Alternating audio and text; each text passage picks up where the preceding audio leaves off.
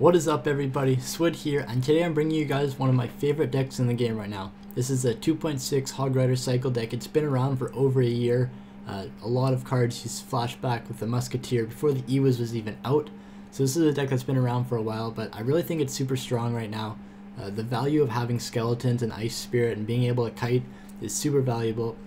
We're going to go over some replays today, go over a couple different matchups, but I quickly just wanted to say sort of one of the things I do with this deck is like I'll hog early on, and then if they have counter troops coming down, I'll play like my Musketeer over here, and then you got to get a lot of value off your Ice Spirit and your skeletons. You can, if there's a troop coming down on this lane right here, you can play your skeleton Ice Spirit over here if it's a charging troop like a Dark Prince or a Prince, and it will run all the way over there. So my big thing about this deck that I want you guys to learn is it's not just about playing my skeletons right there. It's about playing your Ice Golem there, or like your Ice Spirit, your skeleton, so that the troops will walk the maximum distance. You want to give your cannon and your Musketeer as much time as possible to shoot, because you don't have a ton of DPS, so you really need to make it count.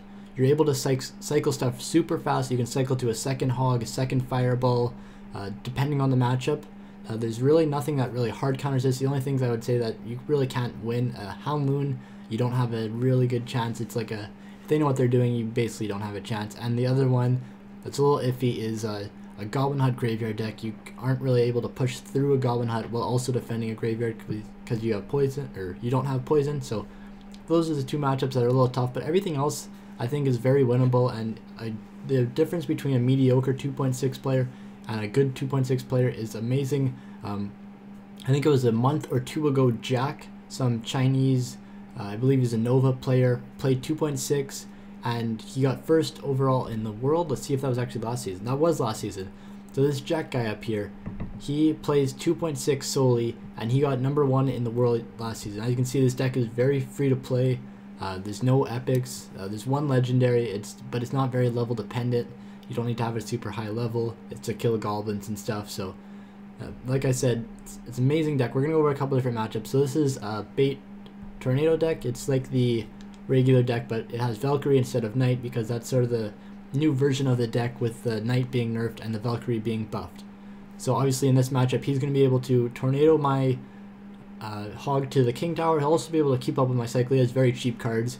He didn't have the tornado in starting hand, so here we're able to deny all damage from a Goblin Gang with the Ice Golem. If you guys didn't know that, you can. Fireballed his Goblin Barrel. I just wanted to keep my towers pristine, and he logs out my Ice Spirit. So at this situation, we're just going to go for another hog. He is going to tornado this, and now that I see the Princess, I sort of realize this is the bait tornado deck. So in this matchup, it's going to be a little hard to get through. We've got to do Ice Golem hogs to get through tornado decks, because obviously if you just do your alone Hog Rider, they're going to tornado it to the middle and get good value off it every single time.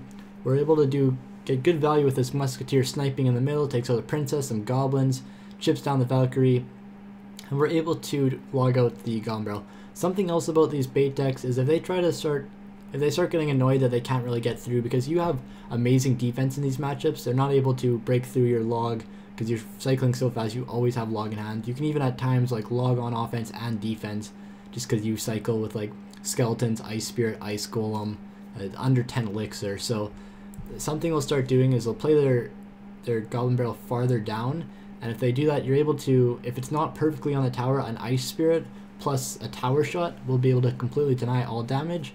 Or also you can do skeletons lower down by your King Tower, and the goblins will walk over, kill the skeletons, and then activate King Tower without tornado. So that's also really cool. Not something you'll see in this matchup, because this guy was smarter about it, knowing that I had skeletons. But that's something I'll try to show in future videos. It's something I've been doing lots. So this guy gets a good log off on my skeletons. I don't really have anything else, so I have to throw a Musketeer. The key about this deck is you want to sort of defend with a Musketeer and like kite with skeletons, Ice Spirit if you need a log or Ice Golem, and then throw a Hog Rider instead in front of, my bad, your Musketeer. You don't want to let your Musketeer walk across and get logged out or Ice Spirit. You want to always make sure you throw like a hog in front of it, get some value for that Musketeer. It's going to be able to shoot troops and get a lot more value. So here I throw the cannon for the Valkyrie, and because he played it to the right there, I'm not able to play my skeletons and activate King Tower. It has to be like straight back. If they play it really far back, you can. If it's really close behind the tower, you're not able to. But the Ice Spirit, it will deny all damage if it has like the King Tower or Princess Tower shooting with the Ice Spirit stunning them. So that's a really cool trick. You also can actually deny all damage from a Goblin Gang with an Ice Spirit. That's something I'll have to show you guys in a future tech video. So here we misclick Musketeer, but we still go in for the push. We pre-log the Ice Spirit. Here, had the Princess there already. As you see, guys, on the right side, we also pre-fireballed the Ice Spirit. We're looking for a Goblin Gang, but it wasn't in cycle. So here, I thought it was lower down. I tried Ice Spirit, and then Skeletons. I actually take a lot of damage here just because I misplayed that, but with the Princess Tower being distracted, that's sort of why I got all the damage. And here we're just pushing the opposite lane. It's not really needed. I'm just sort of playing around. One of the things about this deck is you're able to finish out a matchup super quick. You can cycle a Fireball log and then get back to a Fireball log before the pusher's even able to take your tower. So you're able to cycle from like 550 damage with only a Fireball and log. You just have to cycle it through a couple times. Just insanely strong. So we beat a deck with Tornado, not a super hard counter to the Hog as some may believe. Next up we are going to do a 3 Musketeer matchup. I had a couple ones here, but I wasn't sure which one I wanted to do, so we're going to do this one. It's a guy from Atomic Esports, so it is a pro organization. So we'll probably just start out with the Hog Rider here. And we do. He was going to pump, so we should have waited for that, but he ends up playing Minion Horde, so we're just going to Musketeer this lower down like I said, and then Ice Spirit higher up. Remember, you always want to be trying to pull him at maximum distance. So he gets a little bit of chip there, but not a lot. And here I think we're going to cycle to a Hog, like I preached. So we actually hog the opposite lane just because he has the Royal Ghost and the Miner there. And we're able to just get the Hog Rider to the tower, get a little bit of chip, use the cannon here to actually take out the Royal Ghost. If you don't have the Skeletons to surround the Royal Ghost, the cannon's actually a really good option also. Or also using like the Musketeer behind an Ice Golem or something. So this situation, we're down a bit of elixir, but it's alright. One of the things about 2.6 against 3 Musketeer, you should win this matchup, is you're able to like punish a pump and then also fireball it. Or able to fireball a pump and then they play 3 Musketeers and you're able to fireball the 3 Musketeers also because you cycle so quick that you can fireball multiple things. They can't really bait out your fireball if you can cycle back to it in under 10 elixir. It's pretty insane. So here I just fireballed a pump while I was talking, and this is something I've been starting to do is I Musketeer and Ice Golem in the 1 Musketeer lane, and then I cycle back to Fireball or for the 2 Musketeer lane, or I just deal with it with like Ice Spirit and Skeletons. If you are really in a pinch for elixir, you can just use an Ice Spirit on the 2 Musketeers. You let 1 Musketeer lock on, then you play your Ice Spirit, the 2nd Musketeer shoots it, it jumps onto the Musketeers, stuns both of them, gives your tower the maximum amount of time to kill them. They get a lot of damage, but overall if it's on a tower that has full HP and it's close to the end of the game, it's really worth it. It's a 1-for-6 trade and it can really bring you back into the game. Alternatively, you can do that with Skeletons, or you could do Ice Spirit and Skeletons. All good options. Obviously you could throw a Log too or Ice Golem, but if you don't have a Fireball, Ice Spirit on Musketeers is actually really useful.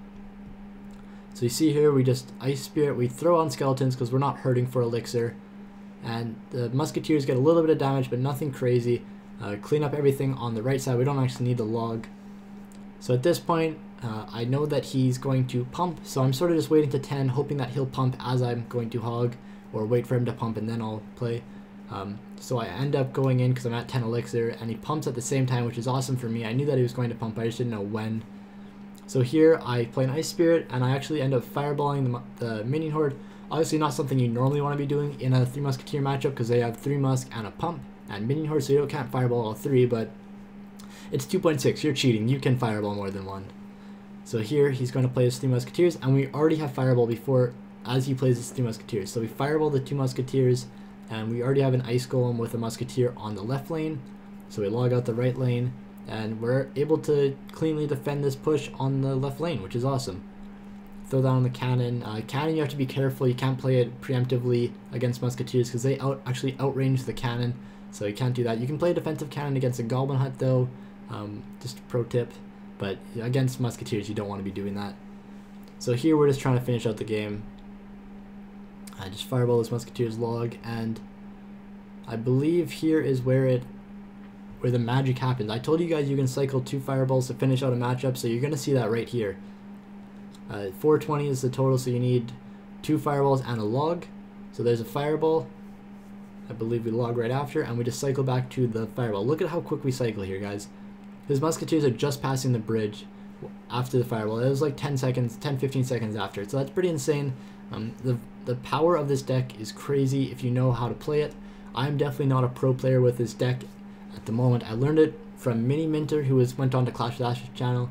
He's been playing it a lot, so I got it from him. My interest for it came back, but I'm definitely nowhere near the top of the 2.6 players. But I'm working my way up there. I'm trying to be really precise with my placements of like my ice spirits and skeletons to kite things to maximum distance. So that's hopefully something you guys can pick up from my videos, or if you watch Clash of Ash's video with Mini Minter, or just watch either of us in leagues when we're playing the deck. Something about this is, even if you're playing a different deck like the Expo Cycle deck, a lot of the same stuff applies, kiting your troops with like skeletons, ice spirit, ice golem. So it's something that applies across multiple decks. If you learn this deck, it's going to help you with Expo or other cycle decks, so I really recommend learning this, or also the Expo deck, which will help you learn this one. So we're playing against Pompeo.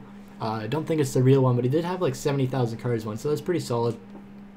As you notice, we play the Musketeer really far down. We log the Dark Prince just to let our tower take more time. And here I actually didn't play my Ice Spirit as far as I could have. I could have played it more to the left, but it still was able to deny all damage from the Dark Prince. So we just play a Hog Rider here. He actually plays a P.E.K.K.A. You can play the P.E.K.K.A. where it denies all damage from a Hog. I haven't seen really anyone do it, but I know it is possible. It's also possible with the mini P.E.K.K.A., but like I said, not a lot of people do it. So right here we kite the P.E.K.K.A. This is one of the things you're going to be doing a lot, is kiting with your Ice Golem and pulling stuff to the middle with your Ice Spirit and Skeletons. You can't kite them exactly, but you can definitely pull them to the middle. I know he doesn't have Zap, so I play my Skeletons. I play him. One thing about the Bandit, it dashes, and also with Princes and Dark Prince, they charge. So you need to be very mindful of the charge, and since I knew that the Bandit has a 3.5 tile minimum dash range, I play my Skeletons super far down so that he wouldn't charge. If I would have played them really high up, he would have killed all three, and then he would have dashed to my Musketeer or the tower. By playing them really far down, he dashed to a skeleton, kills the other two, and then he'll walk to my Musketeer or my tower. So just mitigating where he's going to dash. I'd rather him dash onto a skeleton than my tower or my Musketeer, so something else to be mindful of. You can use that for Princes, Dark Prince, Bandit, just all these different cards, Battle Ram to effect, like when to zap them, where to place your troops. If you only had an Ice Spirit against a Bandit, the best place to play your Ice Spirit would probably actually be lower down to your tower, instead of playing at the bridge and letting the Bandit get the dash. So just something to think about, guys. Here we play the Cannon, and he's mad because we defended that so well. Like I said, we have a Musketeer, so you're going to want to throw a Hog Rider in front of it, even with the Dark Prince there. My Musketeer is going to be able to kill out that Dark Prince. And something really good about the Musketeer is it's able to actually win out against the Electro Wizard. The Electro Wizard is no longer the best card in the support support role. That's the word I was looking for, the support role. The Musketeer actually kills the Electro Wizard, and it offers a lot more value. It's half a tile more range, so it's able to snipe out more Goblin Huts. And overall, I think it's a really good card. You saw people like Tally and Atchin playing it in CCGS World Finals or King's Cup over the past couple months, so I definitely think the Musketeer is an underrated card. It kills an Ewiz 2 shots plus a log, which is insane. It's definitely something that is something to write home about. The Musketeer is an awesome card. So here we avoid the Bandit dashing onto my Cannon, and we actually sustain Bandit dash here because I messed up my Ice Spirit placement. So I'm angry about that, but overall it was still a really good defense. These are just things you're going to learn with time. You can play the Ice Spirit against the Bandit or the Executioner, but both of them together shooting the Ice Spirit killed it. I should have changed the Ice Spirit so it was farther away from the Bandit and the Bandit didn't swipe it, but it still wouldn't charge on the Ice Spirit though. So we end up beating Pompeo. We're going to go to one last match for this. This is Houndloon with Tornado. So this is like the ultimate hard counter. Did I go the wrong one? I didn't. So this is not like a guide on how to win this matchup. I am not able to win this matchup, guys. I'm still learning the deck. If you guys figure it out, please let me know. So I just sort of want to show this matchup. Just we can have a good laugh about it. If you can do anything in this matchup, I'll say when they play the the Hound, you pressure the opposite lane. You try to cycle Musketeers on the side of the Hound. You pull the troops over with, like, once they play the loon, you pull the troops over with a cannon. Make sure you always Ice Spirit onto the balloon, and then when the Hound pops, if there's a loon there too, you can fireball it, so it kills all the pups, lets your Musketeer and your tower shoot the loon, and gives you a better chance of not letting the loon hit the tower. Other things, if they're playing troops behind the Hound loon, like Mega Minion or minions, if you're able to kite them with like an Ice Golem or Skeletons to the opposite lane, that's something that's going to be really key. Also cycling, like I said, cycling a second Musketeer against the push is going to be huge. All of this while you're pressuring the opposite lane to try to get them to split their resources. That being said, it's definitely not easy. This matchup is a little bit harder because he does have Tornado, but it just goes to show a little bit of what's possible. So he's giving us that friendly BM, saucing it out there. We try to take a tower here, but actually I think we do take a tower. I don't remember. But my goal here was just to take a tower because I knew I was not going to be able to defend that. We do take a tower, so we lose a 2-1, a respectable score against a Hound Loon with Tornado for a 2.6. He's saucing us the BM. He's saying good game. He's showing us the respect. Gotta love it. So like I said, guys, 2.6, one of my favorite decks in the game right now. I hope you guys try it out. It's super free to play, friendly. You can play it on ladder. You can play it in challenges. Play it against your friends. Tell them Swood made you play it, and tell them to check out the channel. I'm sure they could learn a thing or two. Hope you guys have a good day. See you in a couple days.